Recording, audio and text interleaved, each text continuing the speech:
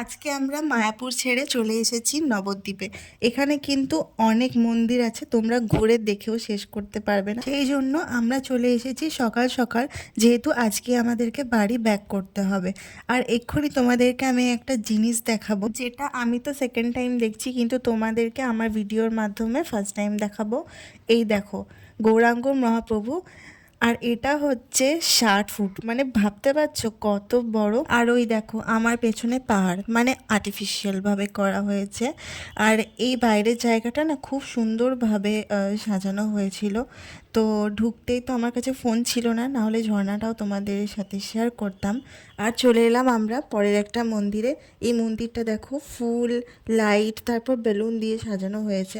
তো আমি ভাবছিলাম যেহেতু হোলি আছে সেই জন্য সাজানো হয়েছে, কিন্তু পরে জানতে পারি এখানে কোনো একটা বাচ্চার অন্নপ্রাশন আছে, সেই জন্য এত সুন্দর করে মন্দিরটা সাজানো হয়েছে। এরপর আমরা চলে এলাম আরও একটা মন্দিরে।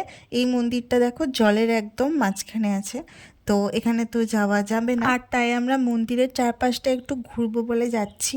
আর আজকে কিন্তু প্রচণ্ড রোদ ছিল, মানে এই রোদের কারণে আমার প্রচণ্ড ট্যানও পড়ে গেছিলো।